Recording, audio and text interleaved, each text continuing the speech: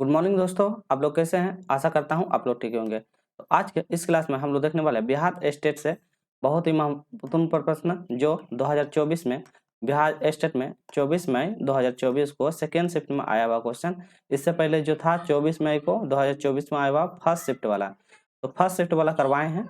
तो जो नहीं देखे हैं तो वो जरूर उसको देख लीजिएगा, ठीक है। चलिए, तो हम लोग करने वाले पी वाई क्वेश्चन का रिवीजन क्वेश्चन करने वाले जो आपको एग्जाम को टारगेट करके चलेगी, जिसमें से हम सब देखेंगे मैथ, रीजनिंग, ईवीएस, जीके, जिसमें से 20 क्वेश्चन आएगी। और यह शिक्षण कला एवं दर्ज कला जिससे 30 क्वेश्चन आएगा। आया एंड पेपर 1 एंड पेपर 2 दोनों के लिए ये एलिजिबल होगा, क्योंकि 1 और 2 दोनों में ये रीजनिंग और शिक्षण कला जो दक्षता था इससे सेम क्वेश्चन आता है, ठीक है।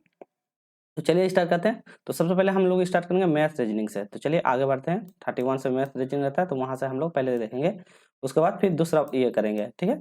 चलिए चलिए क्वेश्चन नंबर 31 देखते हैं। इसमें क्या बोलता है? इसमें बोलता है अमृतसर के किस महिला मिशनरी को भीड़ द्वारा हिंसा का शिकार बनाया गया था। तो आपको बताना कौन सी महिला थी जिसको मिशनरी हिंसा का शिकार बनाया गया था। मदर शेरवुड को, मार्सेला शेरवुड को, सिस्टर एल्विना को और मार्गरेट शेरवुड को। तो किसको हिंसा का शिकार बनाया गया था? चलिए आप लोग बताइए सही आंसर। हम लोग आंसर की ओर बढ़ते हैं और देखते हैं। तो मार्शल शेरवुड, तो मार्शल शेरवुड जहाँ है ऑप्शन नंबर बी। इसको क्या था, ये अमृतसर में जो ये आंदोलन हुआ था उसी के दौरान इसको क्या भीड़ का मतलब शिकार होना पड़ा, जिसमें अमृतसर में क्या हिंदू और मुसलमानों के बीच क्या उल्लेखनीय मंत्रिपूर्ण माहौल हुआ था, जिसमें रामनवमी का त्यौहार था। इसी के दौरान मनाया जाता था, जिसमें से राजनीतिक द्वारा क्या होता है एक प्रकार का केस होती है, और उसी के बीच में एक प्रकार क्या होता है विद्रोह फैल जाता है, जिसके दौरान क्या होता है दंगा फैल जाता है, उभर जाता है, उसी दौरान इनकी मृत्यु हो जाती है। तो ये भी आप लोग याद रखिएगा। चलिए नेक्स्ट क्वेश्चन की ओर बढ़ेंगे। Question number 32। इसमें देखते हैं क्वेश्चन नंबर 32। इसमें बोलता है भारत का पहला राज्य जिसने, एक मिनट कलर चेंज करते हैं, जिसने राज्य के सभी घरों के लिए छत पर वर्षा, तो वर्षा जल संचयन का अनिवार्य बना दिया। तो वर्षा जल संचयन, तो बताना है कि कौन सा मतलब राज्य था जो अनिवार्य। ये क्वेश्चन पहले भी आया था भारत फर्स्ट शिफ्ट में, ये क्वेश्चन आया हुआ है। सेकंड शिफ्ट में उसी की report Karnataka, Tamil Nadu, Maharashtra, Andhra Pradesh. Question repeat कर दिया है, तो ये आंध्र प्रदेश फर्स्ट शिफ्ट में ये वो क्वेश्चन है। तो जिसमें से क्या था, ये घर है, तो घर के छतों पे क्या कहता है पानी को संचित करने का अधिकार ये तमिलनाडु का राज्य ने दिया था। तो याद रखिएगा तमिलनाडु। क्वेश्चन 33।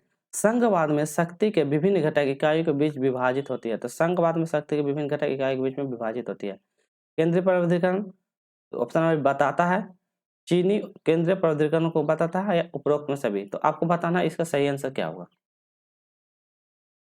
तो संघवाद में शक्ति के विभिन्न घटकों की इकाई के बीच विभाजित करना केंद्र का प्राधिकरण को बताता है। तो ऑप्शन नंबर रहता है केंद्र का प्राधिकरण के बीच यही बताता है संघवाद में शक्ति को विभिन्न घटकों की इकाई के बीच विभाजित होता है। तो केंद्र के प्राधिकरण को बताता है, ठीक है। तो याद रखिएगा। चलिए, तो केंद्र का प्राधिकरण में आता क्या है, जैसे कि इसमें क्या आता है ना, प्राधिकरण का ना राज्य सूची, समवर्ती सूची, सारा सारा रुपया सब मिल के जो सरकार को राज्य शक्तियों को प्रदान करती है, दोनों में आपसी क्या कहते हैं साझा करना शक्तियों को, प्रणाली को बंटवारा करके। तो यही था केंद्र, सेंट्रल के अंतर्गत में आता है। तो ये इंपॉर्टेंट है, ध्यान रखिएगा। Next question 34। इनमें से कौन सा नेता स्वराज पार्टी से जुड़ा? तो स्वराज पार्टी का नेता कौन सा? महात्मा गांधी, चित्रंदा दास, जवाहरलाल नेहरू, सुभाष चंद्र बोस। चलिए, तो कौन सा चित्रंदा दास मौली मतलब चित्रंदा दास और मोतीलाल नेहरू। तो दो था, चित्रंदा दास था, एक मोतीलाल था। तो मोतीलाल, ये दो मिल गए थे। स्वराज पार्टी का गठन क्या था, कब किया था? 1923 में स्वराज पार्टी का गठन। ये दोनों मिलकर 1923 में स्वराज पार्टी का गठन करता था। इंपॉर्टेंट है, इसका क्वेश्चन बनता है। डेट याद रखिएगा 1 जनवरी, 1 जनवरी 1923 में मिलकर स्वराज पार्टी का गठन करता है, ठीक है। चलिए क्वेश्चन 35। इसमें बोलता है विश्व का सबसे ऊंचा हॉकी मैदान स्थित है कायला में, सिलारू में, परवारू में या दिल्ली में। तो कहाँ पे है मतलब कि सबसे ऊंचा विश्व का हॉकी का मैदान? तो कहाँ है? सिलारू। तो ऑप्शन नंबर बी हो जाएगा, सिलारू में हॉकी का सबसे ऊंचा मैदान स्थित है। तो ये और ये कहाँ पे है? यह हिमाचल प्रदेश। तो याद रखेगा हिमाचल प्रदेश में। तो ये कहाँ है? हिमाचल प्रदेश में स्थित है। तो इम्पोर्टेंट है, ध्यान रखिएगा। कितना बड़ा मतलब कितना मतलब आरआई वाला जो स्टेडियम बना हुआ हॉकी स्टेडियम, इसमें कैपेसिटी कितना है? 45,000 आदमी एक बार में बैठ सकता है। तो कैपेसिटी भी याद रखिएगा, एक बार में 45,000 आदमी लोग बैठ सकता है। क्वेश्चन नंबर 36 की बात है। इसमें बोलता है आजकल हम बहुत से खबरें सुनते हैं जिनमें से खिलाड़ियों को दंडित किया जा रहा है या उन्हें सीखने से प्रतिबंधित कर दिया जाता है। दंडित के साथ प्रतिबंधित कर दिया जाता है, इसके पीछे का कारण क्या है ये बताना है। पहला है खिलाड़ी द्वारा नियमों और विनियमों का उल्लंघन करना, अधिकारियों या अन्य अधिकारियों को अंदर लाने के लिए पुराने खिलाड़ियों को हटाने की जरूरत। ऑप्शन नंबर सी बोलता है खिलाड़ियों को कुछ आराम की जरूरत है, और ऑप्शन नंबर खिलाड़ियों को समय की छुट्टी लेकर मतलब छुट्टी पर जाना। तो ये क्या कारण है जिसको लंबित कर दे रहा है, ये सब करने का क्या कारण है, चलिए बताइए भैया। तो इसके पीछे कारण खिलाड़ियों के द्वारा नियम और विनियमों का क्या कहता है, वो लोग उल्लंघन कर देता है। क्यों कहता है, देखते हैं ना क्रिकेट मैच के दौरान क्या कहता है, वो लोग आपसे में दूसरे एम्पायर को बैट लेकर मारने हो जाता है, ये एम्पायर को गाली दे देता है। ये पर्सन जो होता है उसका नियम का उल्लंघन करता है, जिसके कारण क्या उनको कुछ समय के लिए प्रतिबंधित कर दिया जाता है। चलिए क्वेश्चन नंबर 37, खाली जगह यहाँ पे बोला है तब होता है जब कोई किसी वस्तु की कुछ दूरी तक ले जाता है। आपको बताना काम, ऊर्जा, ताकत, ये सभी क्या होगा इसका सही जवाब। चलिए, तो उसको जब ले जाता है तो उसको हम क्या कहते हैं, किसी वस्तु को कुछ दूर तक ले जाने का इधर तक क्या कहते हैं बताइए। तो कोई वस्तु की कुछ दूरी तक ले जाने को हम क्या कहते हैं, काम कहते हैं। तो ऑप्शन में हो जाएगा काम, कोई वस्तु को कुछ दूरी तक ले जाने को काम करते हैं। तो कार्य बराबर होता है कार्य, ठीक है। तो कार्य बराबर होता है बल इंटू बल का दिशा। तो बल और बल का दिशा में काम करना, तो बल की दिशा में काम करना। तो बल तो लगा ही रहा है पर उसकी दिशा में काम कर रहे हैं, तो यही कार्य है, काम का ही काम करता है, जिसको कार्य ही बोलते हैं। कार्य का फिर इस ऐसे भी कर सकते हैं, एक बार F F into F cos theta, ये फॉर्मूला होता है। एफ एस इसका तो क्या होता है एफ कॉस थीटा, तो एफ एस कॉस थीटा आप लोग पढ़े होंगे। एफ कॉस थीटा यही कार्य का ही आता है। कार्य का सही मात्रा क्या होता है, जूल होता है। तो इसी में होता है कार्य का सही मात्रा जूल होता है, इंपॉर्टेंट है। चलिए क्वेश्चन नंबर 38, निम्नलिखित में कौन सा जोड़ा गलत है बताना है। आयरन मतलब आयरन का आंसर है पिनिया नहीं निमिया, तो यहाँ क्या हो जाएगा निमिया। तो आयरन का निमिया होता है। विटामिन B5 का कारण प्लेग्रा, विटामिन B3 का कारण नियासिन, और विटामिन K का कारण रक्त का थक्का जाना। तो बताना गलत जोड़ा कौन सा, ये बताना है। अब गलत जोड़ा बताइए ढूंढ के कि कौन सा हो सकता है इसका सही जवाब। चलिए, तो B5 का कारण प्लेग्रा, तो ऑप्शन में कहा B5, तो ऑप्शन नंबर ये वाला, ये B5 गलत हो जाएगा, ठीक है। उसके बाद B5 का कारण कौन सा होता है, इसमें क्या होता है पेंथोनिक एसिड होता है। इसका मतलब कि रासायनिक नाम है, जिसके कारण क्या शरीर में दर्द, शरीर में सूजन, यही होता है इसका। तो ये वाला गलत है, बाकी सब सही है, ठीक है। विटामिन के रक्त का क्षमता, जैसे कि ब्लड वगैरह हाथ वगैरह कट जाने के बाद क्या होता है उसका थक्का जम जाता है। जैसे B12 नाम याद रखिएगा, B12 का नाम होता है कोबालमिन। तो कोबालोमिन इंपॉर्टेंट है, कोबालोमिन इसका B12 का कोबालोमिन इंपॉर्टेंट है, ध्यान रखिएगा, क्वेश्चन बनता है इससे।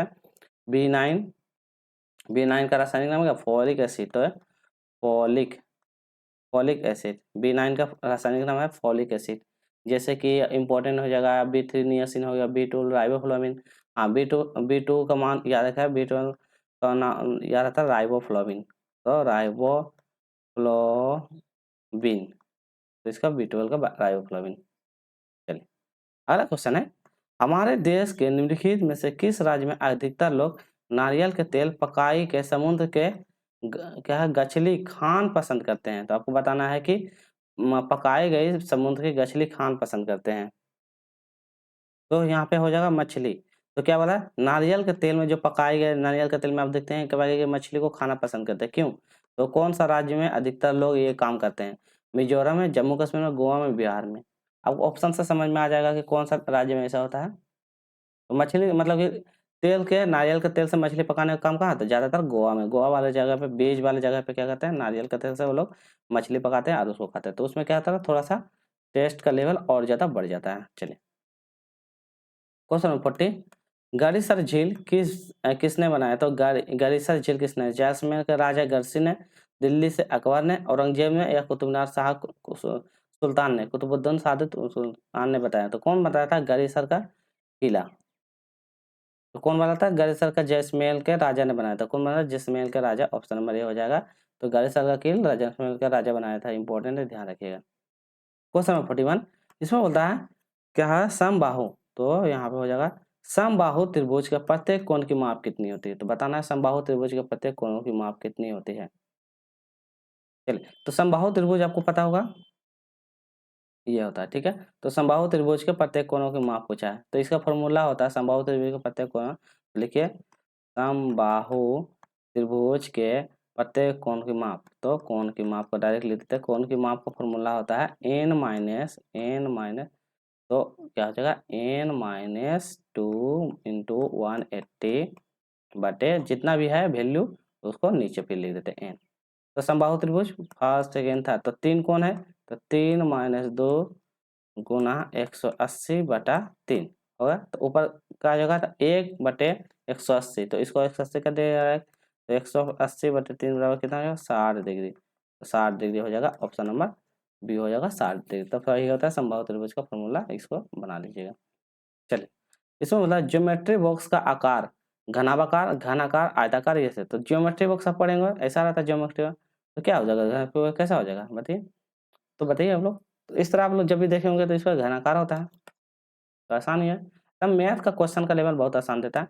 इसमें बोला है दो ऋणात्मक संख्याओं का योग सदैव धनात्मक ऋणात्मक 0 या तो दो ऋणात्मक कोण का मान हमेशा क्या होगा बताइए। तो क्या हो जाएगा दो ऋणात्मक कोणों का मान हमेशा सदैव ऋणात्मक ही होता है। तो दो ऋणात्मक कोणों का मान हमेशा ऋणात्मक ही होता है, सदैव क्या होता है ऋणात्मक होगा। चलिए नेक्स्ट क्वेश्चन है, इसमें बोलते हैं इसमें ऋणात्मक संख्याओं बोला है, ऋणात्मक संख्या बोला है जैसे कि -5 और -7 इसको जोड़िएगा तो माइनस माइनस प्लस हो जाएगा, तो माइनस क्या हो जाएगा 7 5 12 तो ये हो जाएगा ऋणात्मक। तो यही बोलता है इसका सदैव कौन होता है -12, तो यही होता है इसका कहने का मतलब हो गया। चलिए क्वेश्चन नंबर 44 को देखते हैं। इसमें क्वेश्चन देखिए, इसमें बोलता है 15 प्लस 1/5 प्लस 1/25 दिया हुआ है, तो इसको सॉल्व करके बताना है। तो इसको सॉल्व करने में क्या आसानी है, तो 15 को 15 ले दिए, इसको जब सोल्व तो 0.2 हो जाएगा, तो 0.2 लिखे और ये हो जाएगा 0.04 तो 0.4 हो जाएगा। अब इसको जोड़ देना है, तो जोड़ कितना 15.24 तो 15.24 ऑप्शन नंबर सी। आसान आसान मैथ का क्वेश्चन था। क्वेश्चन नंबर 45, 10 पुस्तकों की ढेर में 10 सेंटीमीटर ऊंचा है तो प्रत्येक पुस्तक की मोटाई ज्ञात कीजिए। तो 10 पुस्तकों की ढेर 10 सेंटीमीटर, देखिए हम मिलीमीटर मिलीमीटर मिलीमीटर मीटर, तो पहले सेंटीमीटर को हम मिलीमीटर में करेंगे। तो पहले 1 सेंटीमीटर बराबर होता है कितना होता है 1 सेंटीमीटर बराबर होता है 10 मिलीमीटर। 10 मिलीमीटर हम इंग्लिश में लिख दे रहे हैं, 1 सेंटीमीटर 10 मिलीमीटर, तो हम लोग को 10 सेंटीमीटर लिखना है ना। तो यहाँ पे 10 सेंटीमीटर, 10 सेंटीमीटर बराबर क्या ना मिलीमीटर, जब 1 सेंटीमीटर इतना होता है तो 10 सेंटीमीटर 100 मिलीमीटर, 100 मिलीमीटर होता है, ये हो गया। अब इसका मतलब कि फॉर्मूला होता है प्रत्येक पुस्तक की मोटाई, पुस्तक की मोटाई, मोटाई बराबर मोटाई दें तो कुल मोटाई पहले होता है, कुल मोटाई बटा कुल मोटाई बता पुस्तक की संख्या, पुस्तकों की संख्या, ठीक है। तो प्रत्येक पुस्तक की मोटाई, कुल मोटाई आपको पता होगा, पुस्तकों की संख्या भी दिया हुआ 10 पुस्तक दिया और कुल मोटाई में कितना निकल गया 100 निकल गया, तो इसको सॉल्व करना। तो कुल मोटाई अभी निकला मेरा 100, अभी चेंज किया तो 100 मिलीमीटर बट दिया हुआ है, तो इसको काटिएगा तो कितना हो जाएगा 10, तो ऑप्शन नंबर ए हो जाएगा। आसान क्वेश्चन था, आप इसको वीडियो देख के आराम से बना लीजिएगा। नीचे दी गई विषम संख्या बताना, विषम ज्वार धान शीशम बाजरा, तो आपको देखिए आराम से ज्वार धान शीशम बाजरा, तो ऑप्शन नंबर शीशम अलग हो जाएगा, तीनों चीज क्या खाने वाला है। क्वेश्चन नंबर 47, दिए गए श्रृंखला में प्रश्न चिह्न स्थान पे कौन सी होगी। देखिए 6 7 15, तो यहाँ 6 है 7 है 15 है 46 है और 150 है। तो अब बताइए यहाँ पे नेक्स्ट पे क्या आएगा। ये क्वेश्चन अच्छा है। तो देखिए इसमें कुछ नहीं है, 6 को कैसे ला सकते हैं आप, यहाँ पे 6 ला कैसे सकते हैं, तो 6 लाने के लिए 1 गुना 6 तो करेंगे 1 मतलब गुना 1 प्लस 1, ऐसे भी कर सकते हैं। तो यह आ जाएगा, तो 6 गुना 6 प्लस 1 7 आ जाएगा। तो फिर करेंगे 7 गुना 2 प्लस 2, तो 7 दूनी 14 14 1 15 प्लस 1, सब में प्लस 1 करते जाएंगे, ठीक है। 15 गुना 2 तो 15, देखो पहले 1 किए फिर 2 किए तो क्या करेंगे 3, 15 गुना 3 प्लस 1 15 45 46, फिर 46 गुना कितना करेंगे 4 4 प्लस 1 ये कीजिएगा और फिर इसके बाद आएगा 45 गुना 5 प्लस 1, ऐसा करना होगा, ठीक है। तो क्या आ जाएगा 926, क्या आएगा 926, तो मतलब एक एक बढ़ते जाएगा गुना करते जाइएगा उसके बाद आंसर आते जाएगा।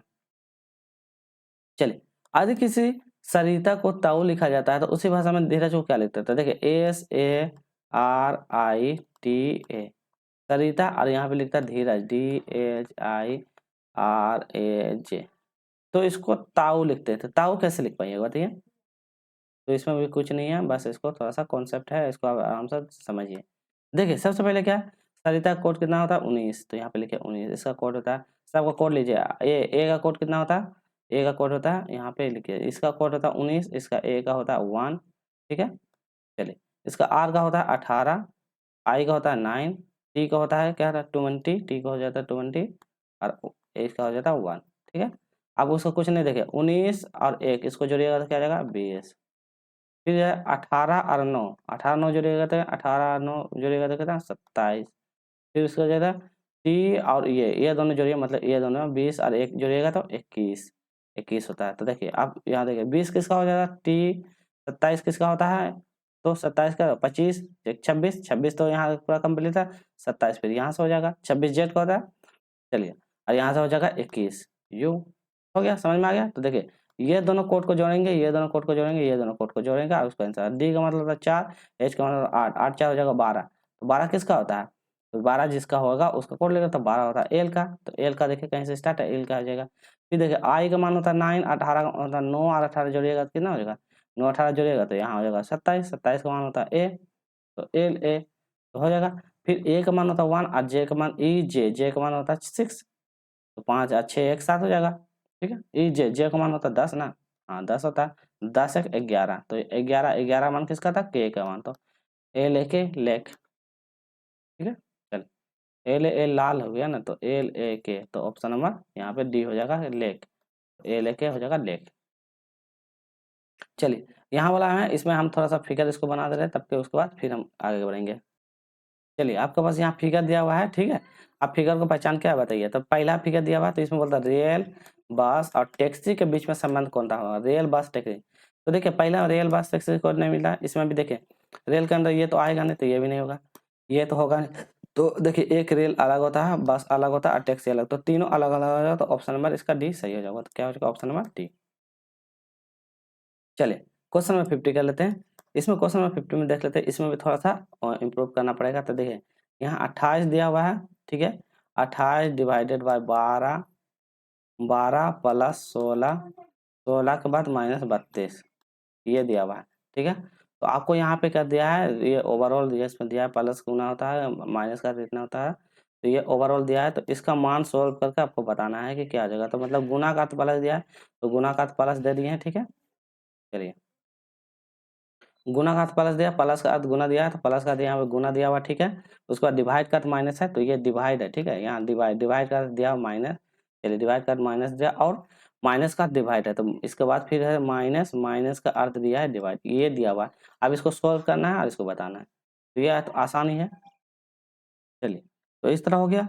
अब तो इसमें कुछ नहीं करता, इसको देखिए 28 है, तो डिवाइड मतलब माइनस का डिवाइड हुआ, डिवाइड का क्या है माइनस, तो जहाँ डिवाइड है तो वहाँ कर देंगे माइनस, ठीक है। चलिए माइनस कर दिए। अब फिर जहाँ पे माइनस मतलब कि फिर जब प्लस है तो प्लस का था गुना, गुना कर दिए, और उसके बाद जहाँ बोलता है माइनस, माइनस करके 32, इसको सॉल्व कर देना है। इसको पूरा सॉल्व कीजिएगा, तो सॉल्व कीजिएगा तो आएगा तो 22, ठीक है। सॉल्व कीजिएगा तो क्या आएगा 22, ठीक है। चलिए तो यहाँ तक हम लोग मैथ जी का रीजनिंग हो गया। आप करने वाले हैं हम लोग यहाँ से 31 नंबर से एक नंबर से क्वेश्चन करेंगे, ये वाला सब मतलब कि चलिए तो यहाँ से करेंगे हम लोग शिक्षण कला से। एक नंबर क्वेश्चन करते हैं, शिक्षण की तकनीकें किसके द्वारा निर्धारित करें, फास्ट करेंगे सिर्फ आंसर निकालेंगे। शिक्षा का व्यवहार, शैक्षणिक संस्था, मूल्यांकन मानने पाठ्य उद्देश्य। तो शिक्षण का किससे निर्भर करती है, ये पूछा है, तो ये किस पर निर्भर करेगी, ये आपका पाठ का उद्देश्य पे। तो पाठ का जो उद्देश्य है, शिक्षण तकनीकी आपको पाठ है मतलब आप लेसन प्लान किस प्रकार से बनाते हैं, कैसे बुनियादी स्तर क्या है, उस पर डिपेंड करता है। अगला है गैस्ट्रोल मनोवैज्ञानिक सिद्ध किया था, तो गैस्ट्रोल मनोवैज्ञानिक ने क्या सिद्ध किया था, वस्तु, बच्चा वस्तु के समग्र रूप से देखता है और फिर उसे हिस्से को देखता है। बच्चे पहले भागों को ज्ञान प्राप्त करता है और फिर अंत संपूर्ण बारे में जानता है। आंशिक रूप से सीखने में अधिक सार्थक होगा क्योंकि यह सीखने वाली विषय वस्तु को समझ में आती है। और ऑप्शन में आंशिक शिक्षण के बाद संपूर्ण दृष्टिकोण को अपनाया जाना चाहिए। तो भैया गैस्ट्रोल मनोवैज्ञानिक ने इसे सिद्ध किया, क्या सिद्ध किया ये बताना है। चलिए तो यह कहता है वस्तु समग्र रूप से देखता है और फिर उसे हिस्सों को जानने में मदद करता है। समग्र रूप से देखता है, उनको हिस्सों को दृष्टिकोण को समझने में योगदान देता है। चलिए क्वेश्चन नंबर 30 कहते हैं, सीखने को प्रभावी बनाने के लिए एक लक्ष्य खाली जगह पूछा है, संदर्भ में सार्थक होना चाहिए। पाठ्य बच्चा को उद्देश्य देना चाहिए, बौद्धिक विचार पे देना चाहिए, दूसरे को मानक करना चाहिए, छात्रों की आवश्यकता और उद्देश्य पे। तो सीखने के तरीके जो है उसको प्रभावी बनाने के एक लक्ष्य खाली जगह पूछा है, कौन सा बेस्ट होना चाहिए मतलब सार्थक होना चाहिए। तो क्या हो जाएगा, 1 लाख छात्रों की आवश्यकता और उनके उद्देश्य को सार्थक होना चाहिए।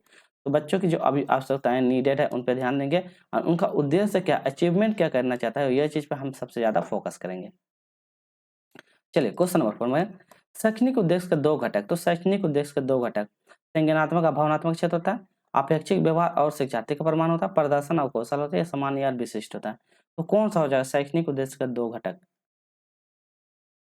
चलिए, तो शैक्षणिक उद्देश्य के 2 घटक अपेक्षित व्यवहार और शिक्षार्थी का परिमाण हो जाता है। तो बच्चों की जो भी अपेक्षित व्यवहार होना चाहिए और उसका परिमाण क्या होना चाहिए, ये होता है। तो अपेक्षित व्यवहार क्या होता है?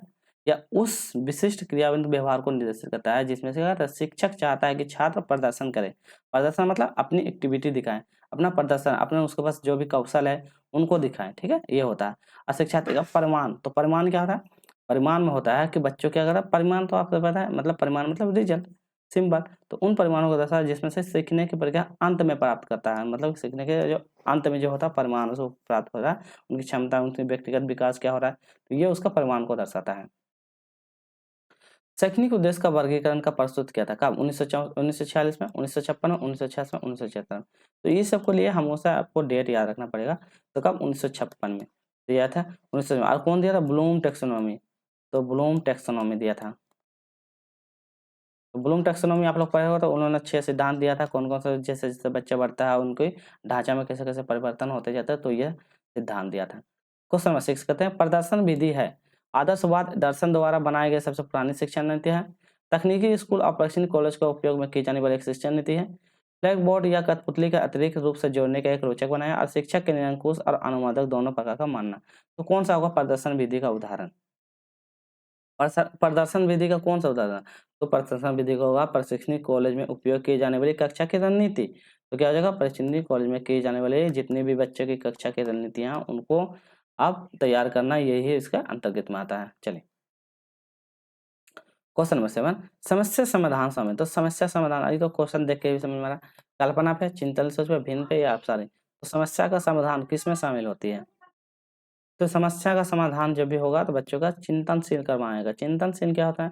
चिंतनशील ऐसा प्रक्रिया है जिसमें से क्या कहते हैं, व्यक्ति के जो भी मजदूर समस्या है उनकी गहराइयों से हम लोग विचार करेंगे, उनकी गहराइयों को विचार करेंगे और उस पे जो भी दृष्टिकोण, उस पे मूल्यांकन करेंगे, उसका निमोदन करेंगे, मतलब कि निदान करेंगे, फिर उसका उपचार करेंगे। तो यही होता है समस्या को समाधान करना। चलिए उस समय छात्र किसके द्वारा प्रस्तुत ज्ञान को बहुत आसानी से समझ लेते हैं? तो किसके माध्यम से वो उसके पास जो भी वर्तमान में जो भी ज्ञान है वो आसानी से समझ लेते हैं? तथ्य के माध्यम से, आंकड़ों के माध्यम से, ग्राफ के माध्यम से, कहानी के माध्यम से, किससे समझते हैं वो? तो आसानी से वो समझेंगे किससे? कहानी के माध्यम से। बच्चों को जितना ज़्यादा आप कहानी, अच्छी-अच्छी कहानी सुनाइएगा, तो उसको क्या कहता है, कहानी के माध्यम से बच्चों आसानी से अपनी समझ को और ज़्यादा सुदृढ़ और अच्छा से बना दें। कहानी क्या होता है, बच्चों में क्या होता है, दिलचस्पी, उसकी स्मरण शक्ति को बढ़ाता है, उनके जो सोचने, व्यवहार, जो तरीका होता है, तर्क-वितर्क करने की भावनाओं को से जुड़ी हुई जितनी भी प्रक्रिया हैं, उसको विकास करने में योगदान देता है। तो कहानी बहुत इंपॉर्टेंट है, इसलिए बच्चों को कहानी प्रकार का सुनाया जाता है। किस प्रकार की पाठ्य योजना अंत विषयों संबंधी को बढ़ावा देती है और छात्र जुड़ाव को गाढ़ा करता है? तो देखिए पाठ्य योजना अंत विषयों संबंधी को बढ़ावा देना और छात्र जुड़ाव को गहरा करते हैं। तो छात्र जुड़ाव गहरा कर अनुक्रमिक पाठ्य योजना, साप्ताहिक पाठ्य योजना, दैनिक पाठ्य योजना या मासिक पाठ्य योजना, तो कौन सी होगी बताइए? तो कौन सी? ये पहले भी क्वेश्चन हो गया, तो अनुक्रमिक पाठ्य योजना जो होगा, यही पाठ्य योजना सबसे ज़्यादा बढ़ावा देती है, ये पहले भी कर चुके हैं। चलिए क्वेश्चन नंबर 10 पर्यावरण विज्ञान कक्षा को पता लगाएं कि मानव क्रियाएं पारिस्थितिक तंत्र को कैसे प्रभावित करती है। जिम्मेदार पर्यावरणीय प्रथाओं पर चर्चा करना और इसका उदाहरण बताइए। तो बताना इसके बारे में आपको चर्चा करना है और इसके पर्यावरणीय प्रथाओं के बारे में चर्चा करना और इसका उदाहरण बताए। ये क्वेश्चन भी शायद रिपीट हो गया है, मतलब रिपीट इसलिए हुआ, ये पीवाई का क्वेश्चन जो 24 मई दो सेकेंड शिफ्ट का है। ठीक है, तो देखिए फर्स्ट शिफ्ट से क्वेश्चन बहुत ज़्यादा इससे मिलता-जुलता है। चलिए बताइए। तो क्या होगा इसका सही आंसर? ऑप्शन नंबर क्या हो जाएगा? सी, विश्लेषण करना। तो ये विश्लेषण करने के माध्यम से क्या था? अब प्रथाओं को चर्चा करना, विश्लेषण करना, ये इसमें आ जाएगा। क्वेश्चन में ले रहे हैं। सूक्ष्म शिक्षण ऑडियो कैसेट और वीडियो फ़िल्म। तो ऑडियो के साथ-साथ वीडियो फ़िल्म के माध्यम से फीडबैक दिया जाता है कि भारतीय परिस्थितियों में ऑडियो और वीडियो का स्थान पर क्या अनुशासित किया गया है? ग्रामोफोन, मानव पर्यवेक्षण, फ़िल्म टेप या गतिमान। तो क्या मतलब उसके बीच में अनुशासित किया गया है, ये बताना है। चलिए, तो हम लोग आंसर क्या पढ़ेंगे? तो मानव पर्यवेक्षण एवं अनुशंसा। तो मानव पर्यवेक्षक, तो ये उसका ज़्यादा मतलब अनुशासित किया मानव पर्यवेक्षक, ठीक है? जो भारतीय संदर्भ में व्यवहारिक, सुलभ और सूक्ष्म फीडबैक देने में सबसे ज़्यादा योगदान देता है बच्चों के लिए।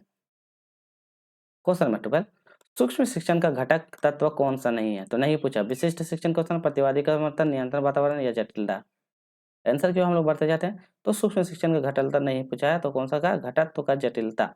तो घटत्व का जटिलता जो होता है सूक्ष्म शिक्षण का सबसे ज्यादा योगदान तत्व नहीं आता, तो ये जटिलता जो होता है इसका सबसे ज्यादा योगदान नहीं होता है। क्वेश्चन नंबर 13, वास्तविक कक्षा स्तर जहाँ शिक्षण का अधिगम होता है इंगित करता है, क्या इंगित करता है? अति सूक्ष्म स्तर, सूक्ष्म स्तर, व्यक्तिगत स्तर, उपरोक्त में सभी। तो क्या इंगित करता है? तो सूक्ष्म स्तर इंगित करता है सूक्ष्म माइक्रो टीचिंग। अब किस स्तर पर? छोटे स्तर पर छोटे छोटे ध्यान केंद्रित बच्चों को कक्षा प्रदर्शन प्रस्तुत करवाना, छोटे छोटे समूह बनवाना, ये सब आता है सूक्ष्म स्तर। क्वेश्चन नंबर 14, छात्रों के अच्छे मानसिक स्वास्थ्य को बनाए रखने के लिए निम्नलिखित में क्या अधिक महत्वपूर्ण? तो क्या महत्वपूर्ण होगा? पाठ्य चर्चा गतिविधियों के लिए प्रावधान, अभिव्यक्ति की स्वतंत्रता और रुचियों की विविधता और शिक्षक की भूमिका और विद्यालय का वितरण। तो क्या सबसे ज्यादा अधिक महत्वपूर्ण है? चलिए, तो उनका क्या होगा? भूमिका विद्यालय का वातावरण अधिक महत्वपूर्ण होगा। तो उनका जो भी विद्यालय है, उनका शिक्षक के विद्यालय का जो भी वातावरण है, छात्रों के मानसिक स्वास्थ्य के लिए सबसे ज्यादा बच्चे को इसीलिए बोला जाता है क्लासरूम को साफ सुथरा रहना चाहिए, स्कूल का वातावरण अच्छा होना चाहिए, ताकि बच्चों को उस पर इफेक्ट पड़ता है। ठीक है, उनका मानसिक स्तर, तनाव क्षमता, ये भी दिक्कत करता है। इसलिए बच्चों के लिए सबसे अच्छा अनुकूल वातावरण प्रोवाइड करवाना चाहिए। और योजनाओं का क्रियान्वयन एवं निर्माण का हिस्सा कौन होगा? योजना, आयोजन, कार्मिक या समन्वय। तो कौन होगा क्रियान्वयन निर्माण का हिस्सा होना चाहिए? तो उसका योजना का कौन हिस्सा है? तो क्या हो जाएगा? कार्मिक। तो कामडिंग, कामडिंग जो होता है क्रियाओं को हिस्सा होता है। कामडिंग क्या होता है? यह केवल एक बार का आदेश देता है जिसमें से प्रबंधक द्वारा प्रमुख कार्य होगा, जिसमें से योजना लागू करना, निर्णय लेना, निर्देश देना और मार्गदर्शन को प्रदान करता है। तो यही होता है, और यह टीम में उचित दिशा का मार्गदर्शन में आता है। टीम, तो टीम में उचित दिशा का मार्गदर्शन करने में योगदान देता है। प्रगतिशील शिक्षा के बारे में निम्नलिखित में कौन सा कथन बताता है कि शिक्षा स्वयं ही जीवन है? तो बताता है शिक्षा क्या है? स्वयं ही जीवन है। कौन बताता है? पहला, स्कूली शिक्षा यथासंभव लंबे समय तक जानकारी जारी रहती है। अगला, स्कूलों की आवश्यकता नहीं है, बच्चों अपने जीवन के अनुभव से सीख लेते हैं। स्कूल में शिक्षा सामाजिक और प्रवृत्ति दुनिया को प्रबंधित करते हैं और जीवन का सच्चा शिक्षक है। तो शिक्षा स्वयं ही जीवन है, ये बताना चाहिए। बताइए, तो प्रगतिशील शिक्षा के दौरान में बताना मतलब क्या सबसे ज्यादा योगदान? तो शिक्षा स्वयं ही जीवन को दर्शाता है या जीवन का सच्चा है? तो शिक्षा स्वयं ही जीवन को दर्शाता है, तो कहाँ पे है? चलिए देखते हैं ऑप्शन में। तो चलिए, तो यही दर्शा ऑप्शन नंबर डी दर्शाएगा। तो निम्नलिखित कथन बताना है शिक्षा स्वयं ही जीवन है, तो यह सच्चा शिक्षक के बारे में ही दर्शाता है। चलिए, तो हो जाएगा option number D. Question number 17, सूचना समाज शब्द को गढ़ने का श्रेय किस देश को दिया जाता है? तो सूचना समाज गढ़ने का कौन देश है? Japan, Bharat, USA, France. तो कौन सा देश का? तो ये सूचना समाज यूएसए को दिया जाता है। तो कौन सा गढ़ने का समाज यूएसए को? एक मिनट, इसको नहीं, इसको देगा जापान को। किसको देता है? जापान को। तो ऑप्शन नंबर ए हो जाएगा जापान को। तो याद रखें option number A Japan. Question है ठीक, एक नैतिक शिक्षा हमेशा शामिल। तो नैतिक शिक्षक में छात्रों को रिश्वत लेने में, यौन शोषण में, छात्रों की किताब खरीदने और दबाव डालने में और छात्रों के प्रति सम्मान रखवाने। तो नैतिक शिक्षा हमेशा शामिल रहता है, किसमें शामिल होता है ये पूछा गया है। तो ये तो देख के ही लग रहा है छात्रों के प्रति मतलब समानता और सम्मान में, तो यही होता है उनके समानता और सम्मान में। देखिए, शिक्षक का काम क्या है? वो लाभ के दृष्टि से नहीं पढ़ाता, वो बच्चों को क्या कहता है? वो ज्यादा से ज्यादा अपना शिक्षा को देने का काम करता है, ये लाभ के दृष्टि से नहीं पढ़ता है। चलिए, क्वेश्चन नंबर 19, निम्नलिखित में से कौन सा शिक्षण अधिगम का सिद्धांत नहीं है? एक बार जो भी कुछ सीख लिया गया था वह समय से प्रमार्जित हो जाता है। वयस्क जीवन भर सीखते रहता है। वयस्कों में सीखने की व्यक्तिगत भिन्नता को प्रभावित होती है, उपरोक्त में सभी। तो बताइए, सिद्धांत नहीं पूछा गया है, कौन सा सिद्धांत नहीं है? तो क्या हो जाएगा इसका? ओवरऑल सभी। तो क्या हो जाएगा? उपरोक्त सभी जो होता है ये सारा हो जाएगा, जितनी भी है ये अधिगम शिक्षण का सिद्धांत में अंतर्गत में नहीं आता है। क्वेश्चन नंबर 20 करेंगे। इसमें बोलता है निम्नलिखित में से कौन सा अधिगम यह सुनिश्चित करता है कि व्यावसायिक नैतिक संहिता शिक्षण समुदाय द्वारा विकसित और अपनाया जाता है? तो आपको बताना कौन सा सुनिश्चित करता है। पहला है बच्चों को निःशुल्क शिक्षा अनिवार्य, जो कब आया था? 2009 में आया था। शिक्षा का अधिकार 2002 में। एक से अधिक विकल्प सही है, उपरोक्त में से कोई नहीं। तो बताइए कौन सा सुनिश्चित करता है? तो शिक्षण संविधान द्वारा विकसित और अपनाया जाने वाला। तो व्यावसायिक नैतिक से कौन सा योगदान देता है ये पूछा है। चलिए, तो इसका क्या हो जाएगा, उपरोक्त में से कोई नहीं, तो ये कोई भी नहीं होगा, ये तीनों कोई नहीं होगा, ऑप्शन नंबर डी इसका सही जवाब हो जाएगा। ठीक है, चलिए मूल्यांकन क्या है, तो आपको पता होगा मूल्यांकन एक प्रकार का क्या है, गुणात्मक है, मात्रात्मक है, मात्रात्मक गुणात्मक दोनों ही कोई नहीं। तो मूल्यांकन जो करते हैं तो ये किस प्रकार से हम करते हैं, गुणात्मक तरीके से करते हैं या मात्रात्मक तरीका से। तो हम मूल्यांकन को दोनों प्रकार का देखते हैं, गुणात्मक के साथ साथ मात्रात्मक भी प्रक्रिया को भी देखते हैं, तो ये इंपॉर्टेंट है, ध्यान रखिएगा। क्वेश्चन नंबर 22, एक अच्छा अवलोकन हमेशा आवश्यक हो, तो अच्छा अवलोकन हमेशा आवश्यक होता है बुद्धिमान योजना के लिए, विशेषज्ञ के निष्पादन के लिए, पर्याप्त रिकॉर्डिंग के लिए, सभी के लिए। तो अच्छा होना चाहिए, चलिए बताइए। तो क्या होना चाहिए, एक मतलब कि अच्छा निष्पादन के लिए, पर्याप्त रिकॉर्डिंग के लिए हमेशा आवश्यक होता है। तो पर्याप्त रिकॉर्डिंग के लिए सबसे आवश्यक होता है, तो ऑप्शन नंबर इसका क्या हो जाएगा, 22 का डी क्या हो जाएगा, बुद्धिमान योजना, विशेषज्ञ निष्पादन और पर्याप्त रिकॉर्डिंग, सारा सारा चीज आना चाहिए। ठीक है, चलिए क्वेश्चन नंबर 23, मूल्यांकन का मुख्य उद्देश्य बनाता है, मूल्य निर्धारण, राय, भविष्यवाणी या निर्णय। तो मूल्यांकन का मुख्य उद्देश्य क्या बनाता है, ये पूछा गया है।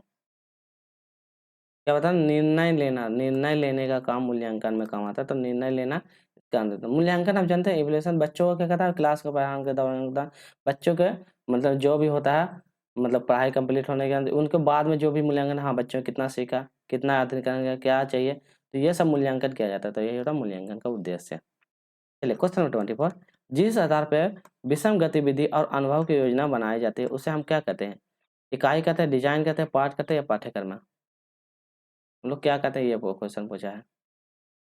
तो क्या कहते हैं, उस पर डिजाइन पे आधार तो अनुभव की योजना बनाई जाती है, तो क्या हो जाएगा, अनुभव की योजना बनाई जाती है, तो ऑप्शन नंबर इसका क्या हो जाएगा, डिजाइन। तो एक मिनट रुक जाइए, हाँ तो योजना डिजाइन ही है, हाँ तो यही हो जाएगा। उसको हम लोग जिस आधार पर गतिविधियों का अनुभव की योजना बनाते हैं उसको हम डिजाइन कहते हैं। ठीक है, चलिए क्वेश्चन नंबर 25, उच्च स्तर में पाठ्य चर्चा का विकास और विभिन्न स्तरों के लिए अनुप्रयोग शैक्षिक संगठन, उर्ध्वाधर संगठन, केंद्र से या विकेंद्रित, तो बताइए क्या होगा सही जवाब।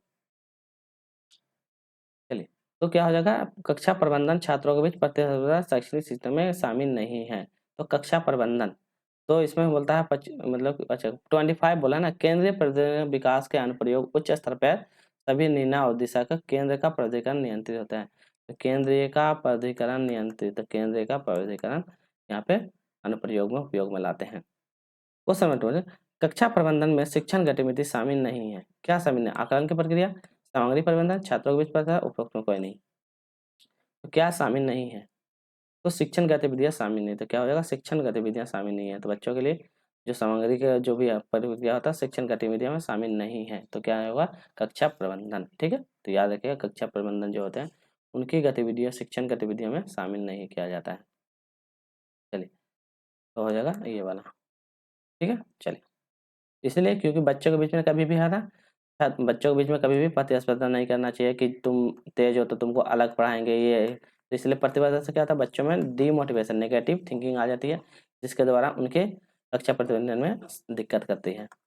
एक शिक्षक को कक्षा प्रबंधन रणनीति अपनाना चाहिए जो निम्नलिखित पर केंद्रित होते हैं, कठोर नियम और वर्ग को नियंत्रित करने के लिए सभी बच्चों को समान व्यवहार की अपेक्षा करना, छात्रों को बिना कोई प्रश्न किए सभी नियम का पालन करना, आत्मचिंतन के लिए पर्याप्त अवसर देना। तो कौन सा रणनीति मतलब बच्चों के लिए अपनाना चाहिए, यह पूछा गया है।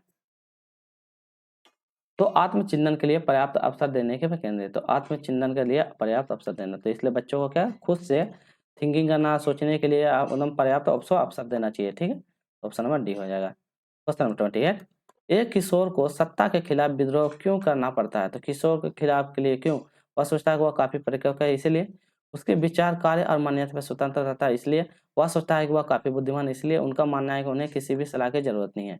तो क्यों मतलब कि विद्रोह करना पड़ता है, किशोरावस्था में देखेंगे इसको विद्रोह की अवस्था भी बोला जाता है, तूफानी अवस्था भी बोला जाता है। क्यों, क्योंकि उसका विचार और कार्य मान्य और स्वतंत्रता चाहिए, उसको काम करने के लिए आज़ादी चाहिए, उस पर रोक-टोक ना लगाए, तो इसीलिए वो क्या कहता है विद्रोह करता है।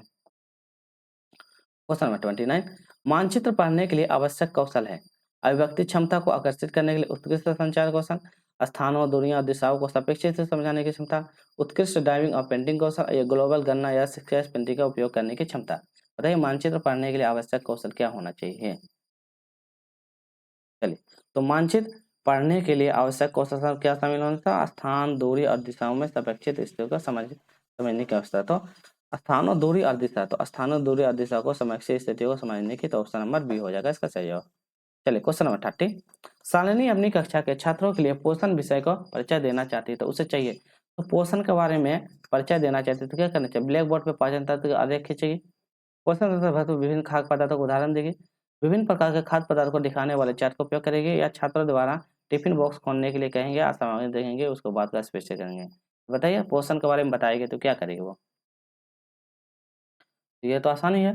तो क्या करेगी वो? पोषण के भरपूर विभिन्न खाद्य पदार्थों का उदाहरण के बारे में आदि सारा चीज को विभिन्न खाद्य पदार्थों का उदाहरण देगी। तो ये ऑप्शन नंबर बी करवाएगी, सारा चीज करवाएगी, उदाहरण देगी और उससे जोड़ने की मदद करेगी और उससे बच्चों को बताएंगे कि इससे कैसे हमारे संतुलित पाचन में के कितना ज़्यादा योगदान करता है। तो ऑप्शन नंबर बी इसका सही जवाब होगा। ठीक है, चलिए तो आज के लिए इतना ही करेंगे। वीडियो अच्छी लगी होगी तो क्या करना है? लाइक करना है, शेयर करना है और जो नहीं है चैनल पर सब्सक्राइब कर लीजिएगा, ताकि आपको बिहार स्टेट से संबंधित जितने भी क्वेश्चन बनेंगे एग्जाम से संबंधित सारा इस चैनल पे मिलता रहेगा। फिर हम लोग करेंगे पीवाई के क्वेश्चन करने वाले हैं, जो नेक्स्ट क्वेश्चन आएंगे जो 24 मई, तो आज फर्स्ट शिफ्ट सेकंड शिफ्ट का आज कंप्लीट हो गया। फिर इसके बाद जो है 25 या जो भी है उसको सारा करवाएंगे। फिर मिलते हैं नेक्स्ट वीडियो में। Take care, bye bye.